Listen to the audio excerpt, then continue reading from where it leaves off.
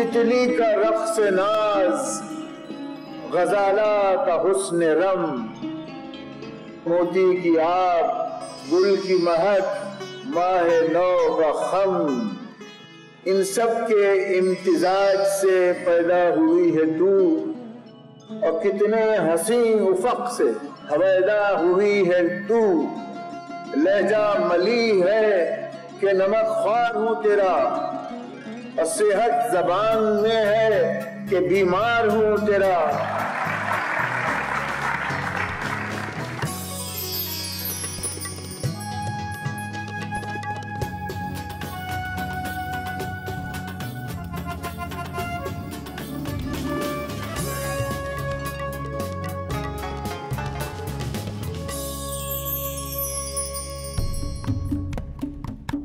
19ویں صدی کا آغاز، انگریزوں نے ہندوستان میں قدم جمانے شروع کر دیے۔ اپنے سیاسی ارادوں کی تکمیل کے لیے انہوں نے انتخاب کیا ایک ایسی زبان کا جو پورے ملک میں رائج تھی۔ جس طرح ہندوستان کو دریافت کرنے میں اورینٹلسٹ نے ہماری مدد کی، اسی طریقے سے ہندوستان کی زبانوں کو ترقی دینے میں بھی انگریزوں کا بہت بڑا رول رہا ہے۔ اردو کے سمجھنے والے سارے ہندوستان میں پھیلے ہوئے تھے، تو انہوں نے اس کو تجارتی زبان بنایا، اور برٹشرز نے جو کیا وہ صرف اس وجہ کر کہ زبان ایک ہو جائے تو پھر ملک کو ہم جوڑ سکیں گے اور حکومت کر سکیں گے۔ فورٹ ولیم کالج میں انگریز افسروں کو پڑھانے کے لیے کتابوں کی ضرورت محسوس ہوئی۔ وہاں پہ پس پردہ کرنا کچھ اور تھا، کام کچھ اور تھا، لیکن جب رزلٹ اس کا آیا تو اردو ادب کے لیے یہ ایک نیک فال ثابت ہوا۔ زمین چمن گل کھلاتی ہے کیا کیا، بدلتا ہے رنگ آسماں کیسے کیسے۔ خوش آمدید۔ اردو عوام میں مقبول ہو ہی رہی تھی کہ ہندوستان کو ایک نئی بیرونی تہذیب سے دوچار ہونا پڑا۔ تجارت کے لیے آئے انگریزوں نے اب ہندوستان کی سیاست اور ریاست میں بھی دخل بڑھانا شروع کر دیا تھا۔ ان کے سامنے سب سے بڑا مسئلہ تھا زبان کا۔ آخر ایسی کون سی مقامی زبان سیکھی جائے جس کے ذریعے ہندوستان کو اپنی تحویل میں آسانی سے لیا جا سکے؟ جواب ملا اردو۔ وقت کروٹ بدل رہا تھا۔ مغلوں کی مسلسل کمزور ہوتی ہوئی عمارات پر انگریزوں کے قصر کھڑے ہوا چاہتے تھے۔ کئی علاقے ان کے قبضے میں آ چکے تھے۔ انگریزوں کا ہندوستان میں دخل بڑھتا جا رہا تھا۔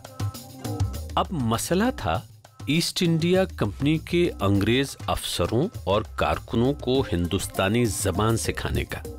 اس مقصد کے تحت گورنر جنرل لارڈ رچرڈ ویلسلی کی مدد سے 10 جولائی 1800 کو فورٹ ولیم کالج کی شروعات ہوئی۔ فورٹ ولیم کالج کا قیام جب لارڈ ویلسلی گورنر بن کر کے آئے اس زمانے میں ہوا، اور 1800 میں کالج کی بنیاد رکھی گئی۔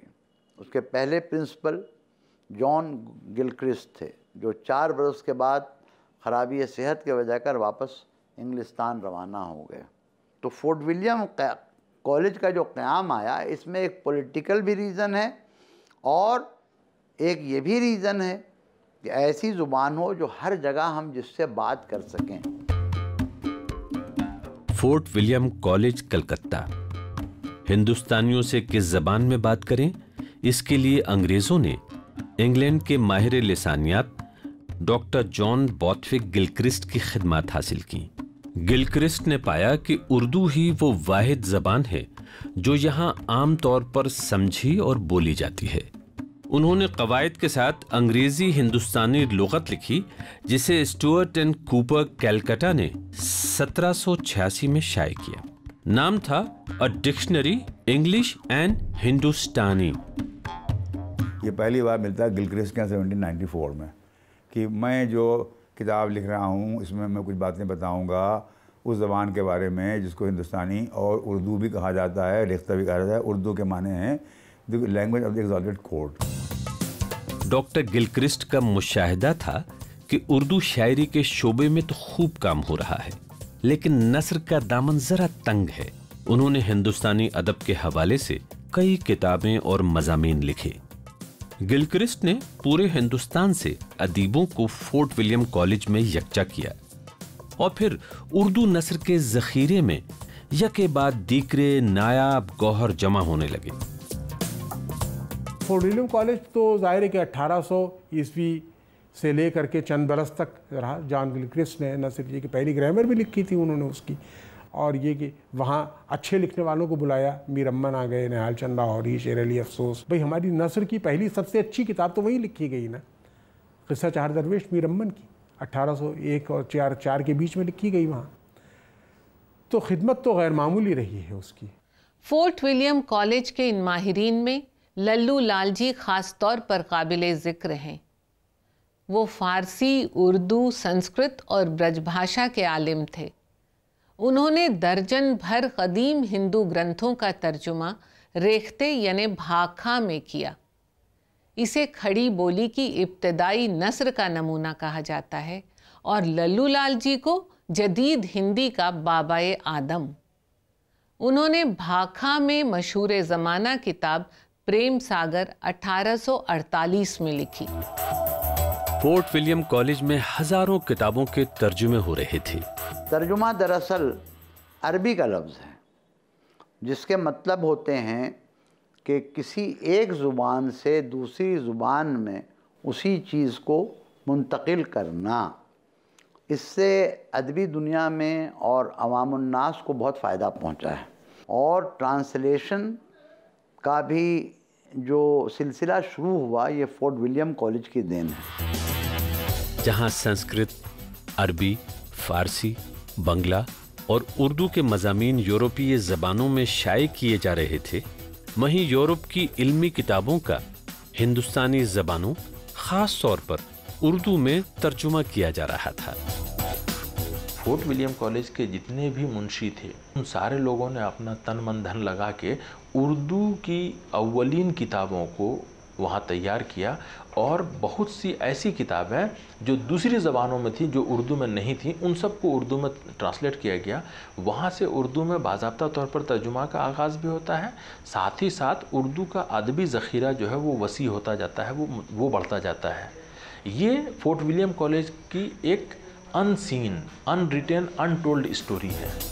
18वीं सदी तक मुक़द्दस बाइबल भी उर्दू और कई हिंदुस्तानी ज़बानों में शाये हो चुकी थी। मिशनरीज यहाँ हिंदुस्तान आए और उन्होंने यहाँ की तकरीबन सभी ज़बानें सीखीं। हिंदी तो आज़ादी के बाद ही मकबूल हुई, उससे पहले शुमाली हिंद में उर्दू ही बोली जाती थी। तो मिशनरीज ने उर्दू सीखी और मुक़द्दस बाइबल भी उर्दू में ही होती थी। Bible used to be in Urdu.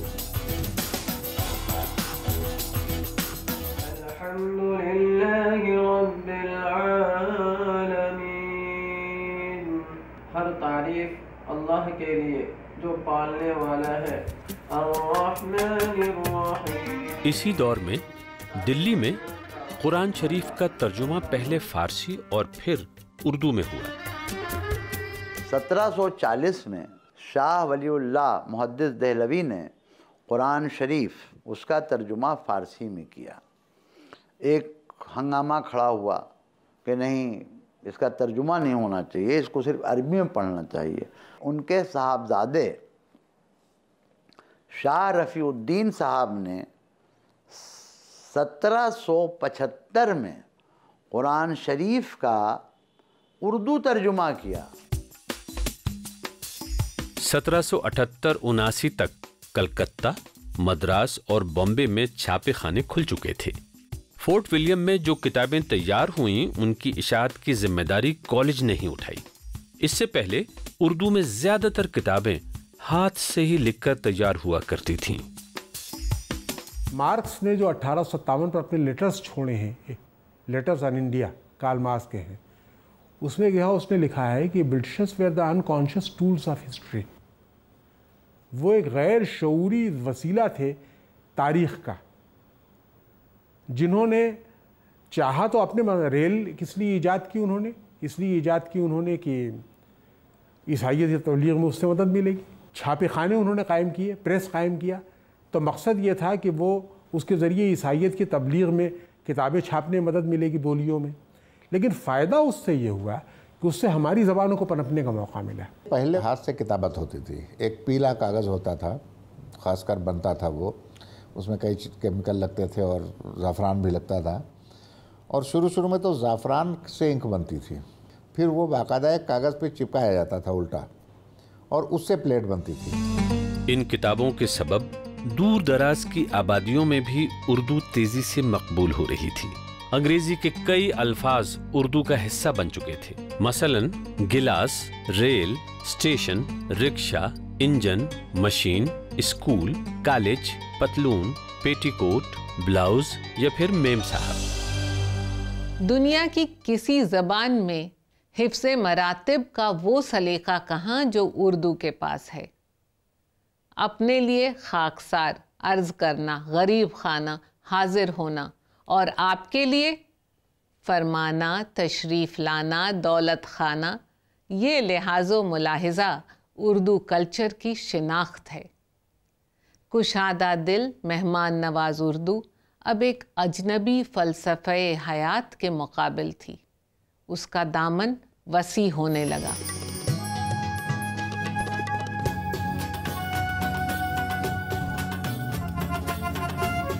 مفاد پرست منصوبوں کے تحت انگریز اپنی سامراجی طاقت بڑھانے میں جٹے تھے۔ انہیں درکار تھی ہندوستانیوں کی ایک ایسی نسل جو انگریزی تہذیب کو سب سے اعلیٰ تسلیم کرے۔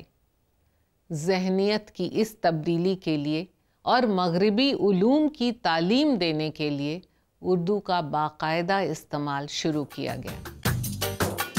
ہندوستان کی کثیر آبادی اردو کی اہمیت کو قبول کر چکی تھی۔ انگریزوں نے ہندوستان میں تعلیم دینے کے لیے اردو کو ذریعہ بنانے کا فیصلہ کیا۔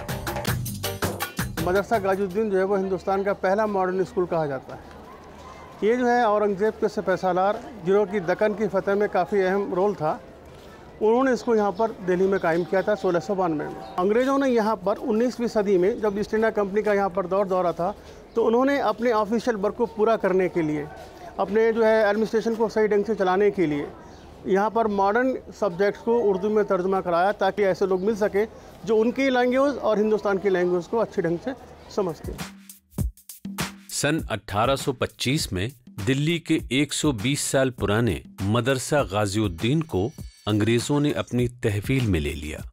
1828 میں اسے اینگلو عربک کالج نام دیا اور ہندوستانیوں کو انگریزی، سماجیات اور سائنس کے مضامین کی تعلیم دینا شروع کر دیا گیا، مگر اردو میں سائنس، ریاضی اور تاریخ پر کتابیں تھی ہی نہیں۔ اسی کمی کو پورا کرنے کے لیے سن 1842 میں اس کالج میں ایجوکیشن سوسائٹی قائم کی گئی اور ترجمے کا کام زور و شور سے شروع ہو گیا۔ لکھنؤ میں نواب نصیر الدین حیدر نے رائل ٹرانسلیشن بیورو قائم کیا اور حیدرآباد کے نواب شمس العمرہ نے چھاپا خانہ کھلوایا۔ ترجمہ شدہ کتابیں چھپ کر زیادہ سے زیادہ لوگوں تک پہنچنے لگی۔ اب مہابھارت، رامائن، بھگوت گیتا اور قرآن شریف کے ترجمے بھی اردو میں شائع ہونے لگے۔ ساتھ ساتھ انگریزی اور فرینچ میں تاریخ، سائنس، الجبرا، ریاضی اور علم نجوم پر لکھی گئی سینکڑوں کتابوں کا ترجمہ بھی کرایا گیا۔ کتابوں کا ٹرانسلیشن صرف کتابوں کا ٹرانسلیشن نہیں ہے۔ ہم جب ٹرانسلیشن کا مطالعہ کرتے ہیں تو یہ بات بالکل واضح طور پر ہمارے سامنے آتی ہے کہ ٹرانسلیشن میں ہم ایک تہذیب کو دوسرے تہذیب میں ٹرانسلیٹ کرنے کی کوشش کرتے ہیں، ایک تہذیب کے جذبات کو دوسری تہذیب کے جذبات میں ٹرانسلیٹ کرنے کی کوشش کرتے ہیں، اور جب ہم یہ مکمل طور پہ کر لیتے ہیں تو کہتے ہیں ٹرانسلیشن بہت اچھا ہوا ہے۔ 1837 میں دلی، کانپور اور لکھنؤ میں لیتھو پریس کھلنے کے سبب اردو کتابوں کی اشاعت آسان ہو گئی۔ اب اردو میں انگریزی علوم کا راستہ ہموار ہو گیا تھا۔ انگریزوں کے بنائے گئے کالجوں اور اسکولوں میں اردو باقاعدگی سے ایک مضمون کی طرح پڑھائی جانے لگی۔ ان تمام کوششوں سے ہندوستان میں ایک ایسی نسل تیار ہونے لگی جو تعلیم اور سیاسی شعور میں अपने अजदाद से अलग थी। उर्दू की किताबों की इशाअत से, प्रिंटिंग से जो अंग्रेज़ों का एक पोशीदा मकसद था वो ये था कि उर्दू तालीम से आरास्ता एक पूरी नस्ल ऐसी तैयार हो सके जो अंग्रेज़ी तहज़ीब को ठीक से समझे, उसका मुशाहिदा करे, मुताला करे और अंग्रेज़ी तहज़ीब को दुनिया की अरफ़ा व आला तहज़ीब के तौर पर कबूल कर सके। उर्दू की किताबों की इशाअत से कई फ़ायदे हुए। एक फ़ायदा तो ये हुआ कि उर्दू ज़्यादा लोगों तक पहुँची, और एक फ़ायदा ये हुआ कि कई दूसरी ज़बानों का अदब उर्दू में ट्रांसलेट होकर लोगों तक पहुँचा, ख़ास तौर से अंग्रेज़ी का अदब। अजीब बात यही कि उस ज़माने में जब अंग्रेज़ों ने इन ज़बानों को तरक्की देने की कोशिश की, उनकी मुखालफत भी की गई। हमारे राजा राममोहन राय ने और ख़ुद बहुत से हिंदुस्तानियों ने इस बात की कोशिश की कि संस्कृत और अरबी को या फ़ारसी को पढ़ाने के बजाय अंग्रेज़ जो थे सारी रकम खर्च करें अंग्रेज़ी पढ़ाने पर। मुगलों की हुकूमत बस नाम को रह गई थी। दिल्ली दरबार से मुंसलिक बहुत से शायर बेहतर जिंदगी की तलाश में इधर उधर जा रहे थे। शोरा पसोपेश में थे कि इस उजड़े दयार को छोड़कर जाएं तो कैसे। शेख इब्राहिम ज़ौक़ ने फरमाया, इन दिनों गर्चे दकन में है बड़ी कदरे सुखन, कौन जाए ज़ौक़ पर दिल्ली की गलियां छोड़कर। तो मिर्ज़ा गालिब ने बरजस्ता कहा, है अब इस मामूरे में कहते गमे उल्फत असद, हमने ये माना कि दिल्ली में रहें, खाएंगे क्या। दिल्ली से शुअरा की हिजरत के बाद उर्दू की नई बस्तियों में भी शायरी की नशिस्तों का सिलसिला शुरू हुआ। ऐसी महफिलों की वजह से शायरी घरों, गलियों, कहवा खानों, बाला खानों और मदरसों तक पहुंचती और नए आशिकान सुखन पैदा करती। अब उर्दू का रिश्ता रक्कासा के घुंघरुओं से भी था और फ़कीर की सदाओं से भी।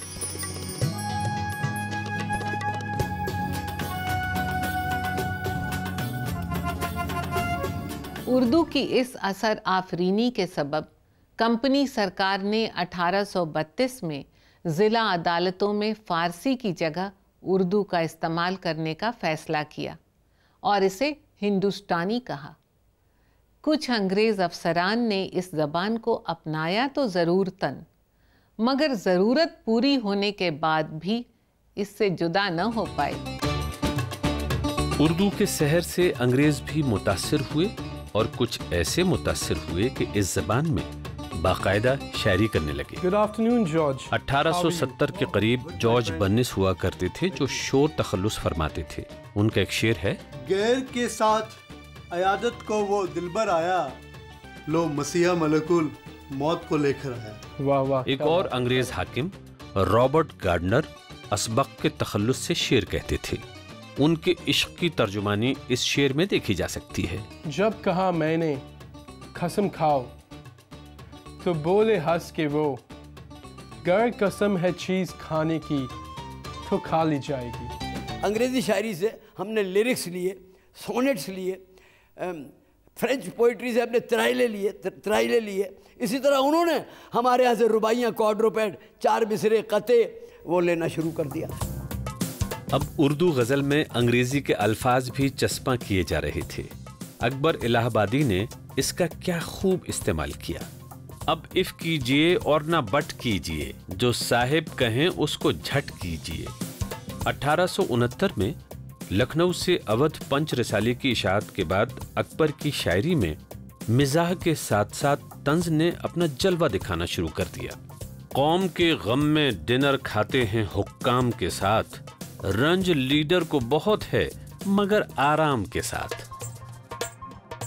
पैरोडी तंज़ो मिजाह की सिंफ है जो उर्दू में अंग्रेज़ी अदब से आई और जिसका बाकायदा आगाज़ अवध पंच से हुआ। उर्दू में इसकी शुरुआत पंडित त्रिभुवन नाथ हिज्र और अकबर इलाहाबादी की शायरी से मानी जाती है।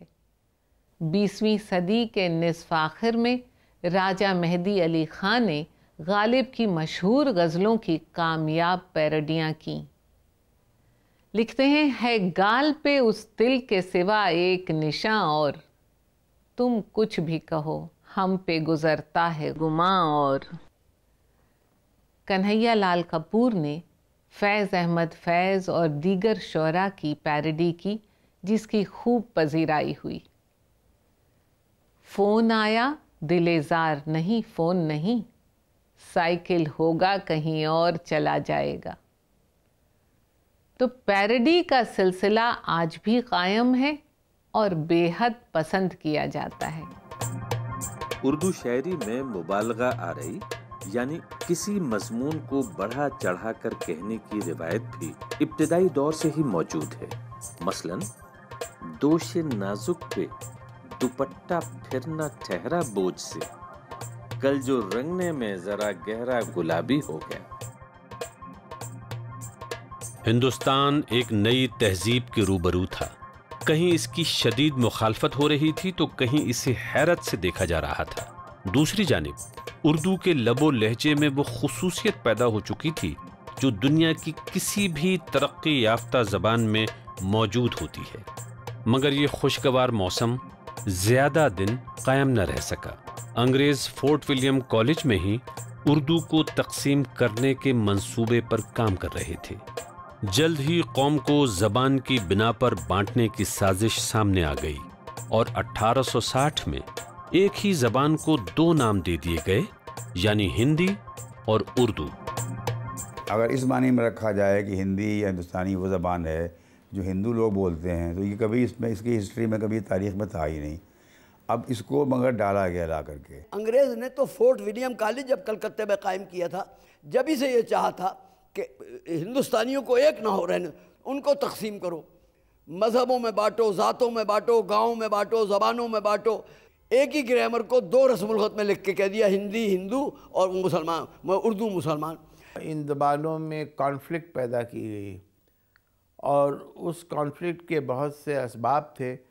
मैं नहीं समझता हूँ कि उसमें अंग्रेज़ों का कोई बहुत रोल था, उसमें और बहुत से फैक्टर्स इन्वॉल्व थे, लेकिन वो एक अननेचुरल प्रोसेस था, इसलिए कि उर्दू और हिंदी कोएग्जिस्ट कर सकती थी और बड़ी खूबसूरती के साथ कोएग्जिस्ट कर सकती थी। हिंदुस्तान के मुसलमान और हिंदू दो कौमें नहीं हैं, ये गलत बात है। वो एक कौम है, लेकिन वो एक टू नेशन थ्योरी बनाई गई, झूठी हिस्ट्रीज़ लिखी गई, एक तारीख़ इसके लिए बनाई गई, एक तारीख़ उसके लिए बनाई गई, सब चीज़ें बांट दी गई। तो अब ये ज़बान थी जो कि ज़िंदा सबूत थी कि कॉम्पोजिट कल्चर कोई चीज़ है, गंगा जमनी तहज़ीब कोई हकीकत है और ये लोग एक हैं, ये दो नहीं हैं। तो इस ज़बान का कत्ल तो करना ज़रूरी था। अंग्रेज़ों ने मजहबी भेदभाव पैदा किया ताकि हिंदुओं को और मुसलमानों को बांट सके। भाई उनको सियासत करनी थी, उनको हुकूमत करनी थी। मैं पूछना ये चाहता हूँ कि आज के आज़ाद हिंदुस्तान में ये झगड़े पैदा करने की क्या ज़रूरत है कि किसकी ज़बान क्या है, किसकी ज़बान क्या नहीं है, किसका मज़हब क्या है, किसका मज़हब क्या नहीं है। किसी मज़हब ने आपस में बैर रखना तो नहीं सिखाया। डिवाइड एंड रूल, यानी बांटो और राज करो, अंग्रेज़ों का पसंदीदा सियासी फॉर्मूला था। उर्दू भी इसकी जद से नहीं बच पाई। ये और बात है कि अंग्रेज़ों ने अनजाने में कई ऐसे फैसले भी किए थे जो उर्दू की तरक्की का सबब बने, लेकिन तक़सीम मुल्क के बीज बो दिए गए थे। केसरिया हिंदू हुआ, हरा हुआ इस्लाम, रंगों पर भी लिख गया दीन धर्म का नाम। दास्ताने उर्दू का सिलसिला जारी रहेगा। अगली किस्त में मिलेंगे मिर्ज़ा नौशाद से जो दुनिया पे गालिब हैं, और जानेंगे कि कैसे ये ज़बान तमाम साजिशों के बावजूद सलामत रही और वक्त आने पर अंग्रेज़ों के ख़िलाफ़ बरहना शमशीर बन गई। खुदा हाफिज़।